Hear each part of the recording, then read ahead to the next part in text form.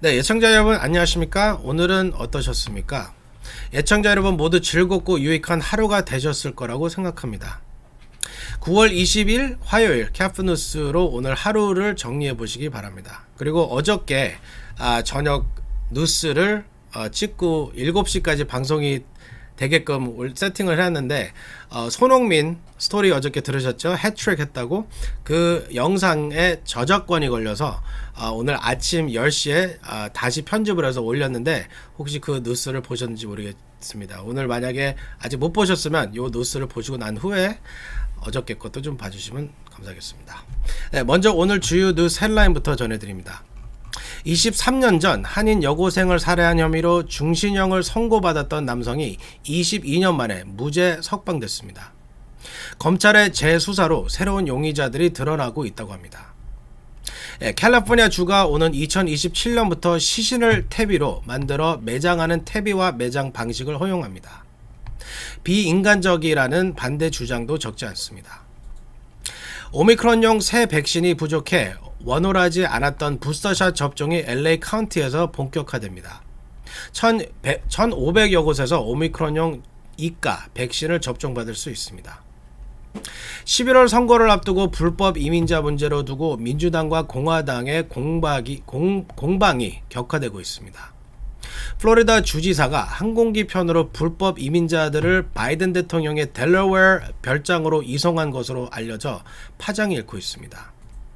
우크라이나의 반격이 성과를 나타내자 러시아 점령지들이 러시아 합병 주민 투표를 서두르고 있습니다. 팬데믹 이후 3년 만에 UN 총회가 오늘 정상 개막했습니다. 이상은 오늘 전해드릴 주요 뉴스 헬라인들입니다. 9월 20일 화요일 캐프뉴스 지금부터 시작합니다. 여러분, let's go. The pandemic hit all of us hard. We could use a fresh start. If you've missed mortgage payments during COVID, California Mortgage Relief can help save your home. Find out if you qualify today. camortgagerelief.org. 네, 오늘의 첫 소식입니다. 20여 년 전 메릴랜드에서 발생했던 충격적인 한인 여고생 살인 사건 기억하시는 분들이 많지 않으실 텐데요. 당시 한인 여고생을 살해한 혐의로 종신형을 선고받았던 남자친구가 22년 만에 석방됐습니다. 증거가 충분치 않다는 것이 이유입니다. 새로운 용의자들도 떠올랐다고 합니다. 피터장 기자가 자세히 보도해드립니다. 1999년 여자친구였던 한인 여고생을 살해한 혐의로 종신형을 선고받았던 남성이 22년 만에 무죄 석방됐습니다. 메릴랜드주 법원은 19일 한인 여성 이혜민 살인사건 범인에 대한 유죄 판결을 취소했습니다. 이에 따라 20년 넘게 복역 중이던 에드난 사이드가 무죄 석방됐습니다. 새 용의자가 확보된 데다 증거가 불충분하다는 것이 석방 이유입니다. 사이드는 1999년 1월 당시 여자친구였던 17세 이혜민 씨를 목 졸라 죽인 뒤 공원에 암매장한 혐의로 기소돼 2000년 종신형을 선고받았습니다. 당시 사이드와 이혜민 씨는 메릴랜드주 볼티모어시에 있는 한 고등학교에 재학 중이었습니다.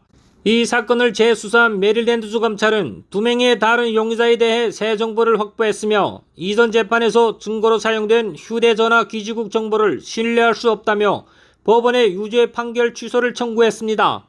마릴린 모스비 검사는 용의자들은 1차 조사 당시 파악된 사람들이었지만 추후 배제되거나 변호인에게 공개되지 않았다고 말했습니다.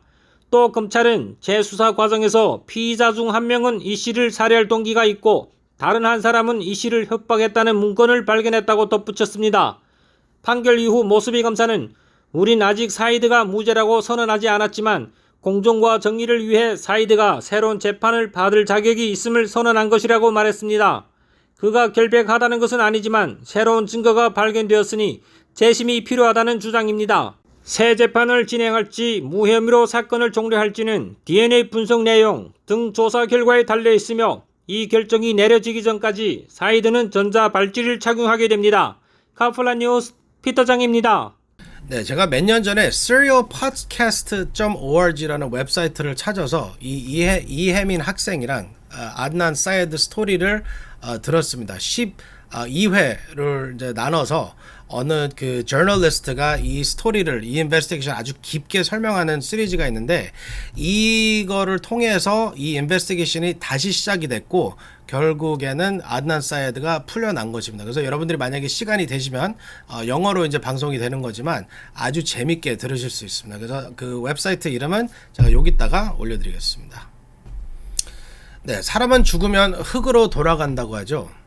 시신을 자연적으로 분해해 퇴비 흙으로 만드는 매장 방식 Human Composting Burial을 캘리포니아가 2027년부터 허용한다고 합니다. 제니바 기자가 보도합니다. 캘리포니아주가 사람의 시신을 거름형 흙으로 활용할 수 있도록 하는 장례 방식을 허용했습니다. 캘리포니아주 정부는 오늘 개빈 뉴섬 주지사가 인간 퇴비화 매장 Human Composting Burial을 2027년부터 도입하는 법안에 서명했다고 밝혔습니다. 이 법은 시신을 풀, 나무, 미생물 등을 활용해 30에서 45일 동안 자연적으로 분해하고 퇴비형 흙으로 만드는 것을 허용합니다. 퇴비장 법안은 매장과 회장 외의 고인과 유가족에게 실행형적인 장례 선택권을 제공한다는 취지로 마련된 것입니다. 하지만 캘리포니아 캐톨릭 컨퍼런스 등 종교 단체는 퇴비장이 인간의 종업성을 훼손한다는 이유로 반대하고 있습니다. 퇴비장은 워싱턴주가 지난 2019년 미국에서 처음 도입한 이래 오리건, 콜로라도, 버몬트주가 이 같은 장례 방식을 허용하고 있습니다. 퇴비장 전문 업체 리컴포트에 따르면 유족은 걸음으로 돌아간 이후로 돌려받거나 공공토지에 퇴비로 기부할 수 있습니다. 이 업체의 퇴비장 비용은 $7,000로 알려졌습니다. 법안은 발의한 크리스티나 가르시아 주 하원 의원은 매장, 회장은 탄소 배출과 화학물질 유출 등의 문제로 야기한다며 퇴비장은 고인물 흙으로 돌려보내는 환경 친환적인 방법이라고 주장했습니다. 카플네이션이 밝혔습니다. 네, 오미크론용으로 새로 개발된 바이밸런 부스터가 부족해 지금까지 부스터샷 접종에 원활치 않았던 게 사실입니다. LA 보건국이 새 백신을 충분히 확보해 1,500여 곳에서 새 백신으로 부스터샷 접종을 본격화합니다. 제프리 기자가 보도합니다. 추수감사절과 크리스마스 등 본격적인 연휴 시즌을 앞두고 LA 카운티 전역 1,500여 곳 장소에서 오미크론 부스터샷 접종이 시작됐습니다. LA 카운티 보건국의 바바라 페로 국장은 오미크론 부스터샷 50만 회분 이상이 최근 도착했고 향후 수만 회분이 더 도착할 것이라며 진료소, 약국 등 카운티 전역 1,500여 곳 장소에서 부스터샷 접종이 가능해졌다고 말했습니다. 페로 국장은 이제는 주민들이 오미크론 부스터샷을 접종하는 게 쉬운 일이 됐다며 주민들 중 70%가 오미크론 부스터샷을 접종할 자격이 있다고 말했습니다. 보건국은 독감 백신이 본격적으로 접종되는 11월 이전인 이번 달과 10월 중에 오미크론 부스터샷을 접종받을 것을 권고하고 있습니다. 오미크론 부스터샷과 독감 백신을 같이 맞아도 되지만 가능하면 최소 일주일 이상 차이를 두는 것이 좋다는 것이 의료진들의 권고입니다. 오미크론 부스터샷을 접종하고자 하는 주민들은 vaccinateLAcounty.com 보건국 웹사이트에서 접종 장소와 자세한 정보에 대해 알아볼 수 있습니다. 파이자 또는 모더나의 신형 백신 바이밸런트 부스터를 보유하고 있는 진료소를 방문하면 됩니다. 새 백신은 기존 백신과 BA4 그리고 BA5 오미크론 변이 백신을 조합한 신형 백신입니다. 한편 LA 한인회에서는 오는 26일 기존 백신과 오미크론 백신을 조합한 신형 백신 부스터샷 접종을 실시합니다. 접종을 원하시는 분들은 한인회 전화 323-732-0700번으로 연락하셔서 예약을 하시기 바랍니다. 지금까지 카플란 뉴스 제플리였습니다. 네, 때강도 사건, 스매시 앤 그랩 사건들이 끊임없이 일어나고 있습니다. 카플란 뉴스에서도 여러 차례 보도해드렸는데요. 갈수록 범행이 대담해지고 있습니다. 이번에는 강도 행각을 고객들이 영상으로 찍고 있는데도 아랑곳하지 않고 강도 행각을 벌인 사건이 오렌지 카운티의 한 티모빌 매장에서 발생했습니다. 어제 오후 6시 30분쯤 오렌지시의 한 티모빌 매장에 후디티를 입은 남성 2명이 들어와 스마트폰 18대를 강탈했습니다. 당시 매장에는 여러 명의 손님들이 있었고 일부는 이들의 범행을 찍고 있었지만 강도들은 스마트폰을 장식장에서 뜯어내고 여러 개의 박스를 들고 도주했다고 합니다. 이 영상에는 강도들의 얼굴도 찍혀 있습니다. 얼굴 찍어도 상관없다는 듯한 이들의 범행에 놀라지 않을 수 없습니다. 네, 뉴욕 맨해튼의 맥도날드 매장에서는 여성이 자신을 무시한다고 느낀 남성이 도끼를 들고 난동을 피운 사건도 있었습니다. 마이클 플래셔스라는 남성은 맥도날드에 홀로 앉아있던 여성에게 접근해 이름과 연락처, 사는 곳을 시시콜콜 물었다고 합니다. 치근덕거린 것이죠. 플래셔스는 술 냄새가 진동했다고 합니다. 이 여성은 술에 취한 플래셔스에게 예둘러 거절 의사를 표현했지만 플래셔스는 계속 치근덕거렸다고 합니다. 그러자 이를 보던 다른 남성들이 플래셔스를 가격하며 제지했습니다. 그러자 플래셔스는 가방에서 도끼를 꺼내 난동을 부리기 시작했습니다. 유리병이 깨지고 테이블이 부서지고 벽면의 유리도 박살이 났습니다. 주위 사람들이 경찰에 신고하자 플래셔스는 자전거를 타고 도주했다 결국 경찰에 잡혔습니다.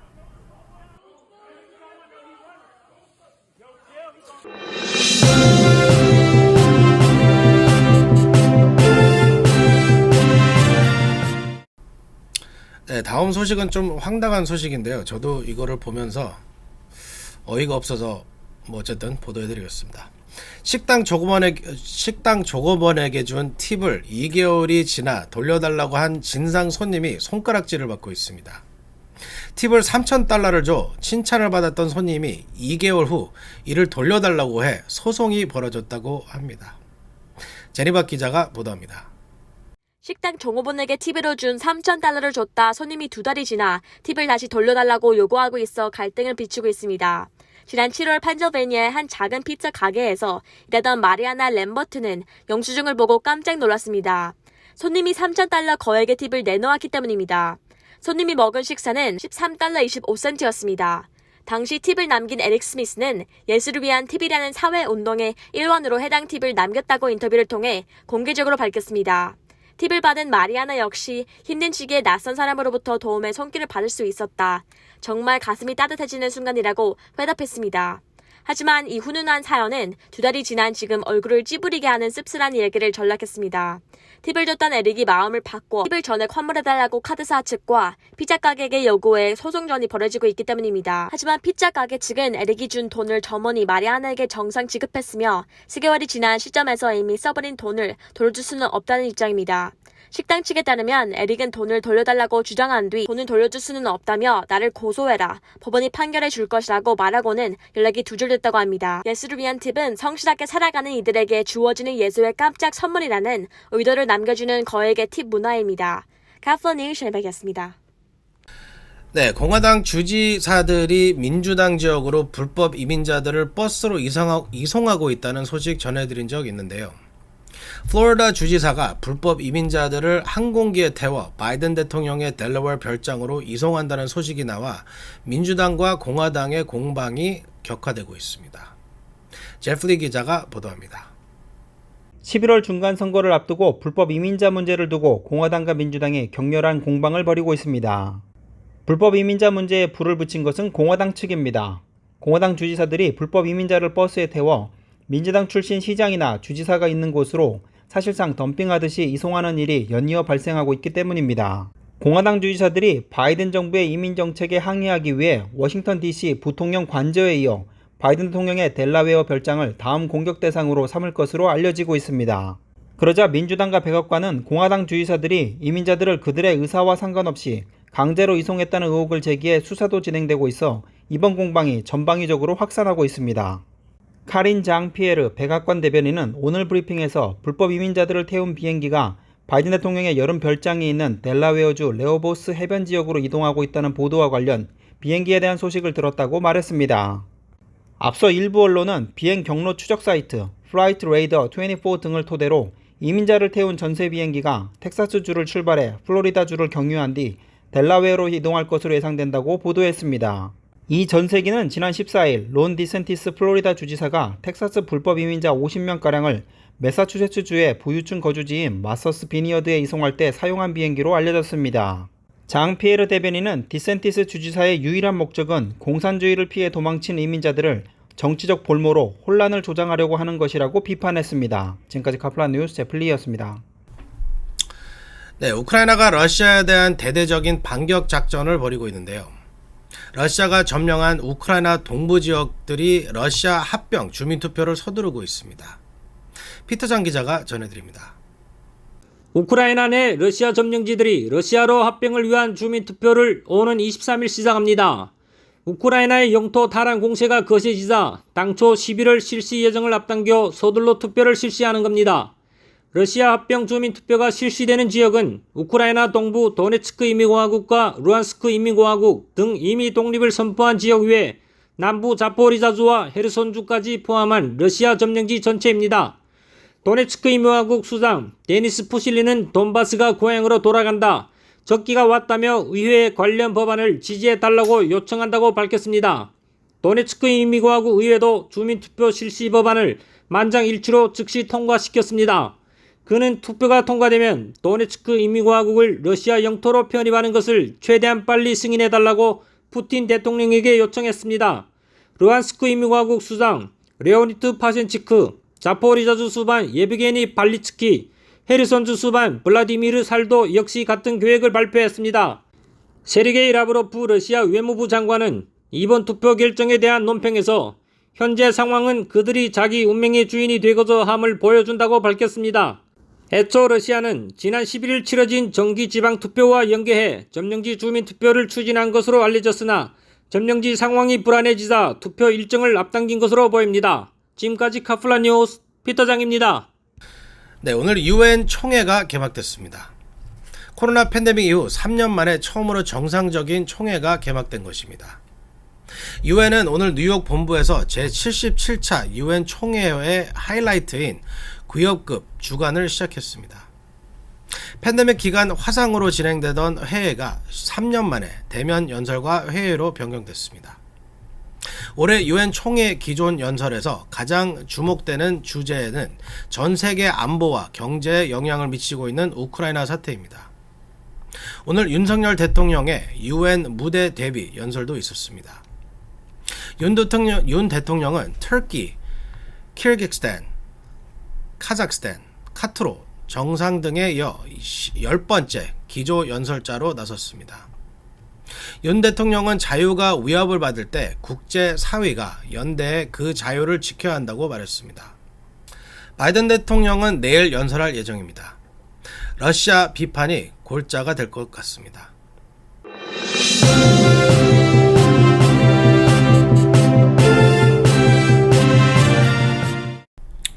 네, 오늘 준비한 소식은 모두 다 전해드렸습니다. UN 총회가 3년 만에 정상 개막됐고 바이든 대통령은 성급했다는 비판이 있지만 팬데믹 종료를 선언하는 등 코로나에 짓눌렸던 세계가 차츰 정상을 회복하고 있는 것 같습니다. 하지만 아직 긴장을 늦추기는 이른 것 같습니다. 앞서 전해드린 것처럼 자격이 되시는 분들은 오미크론용 새 백신 바이밸런트 부스터샷을 꼭 접종받으시기 부탁드립니다. 9월 20일 캐프뉴스 여기서 마치겠습니다. 좋은 밤 되시기 바랍니다. 감사합니다.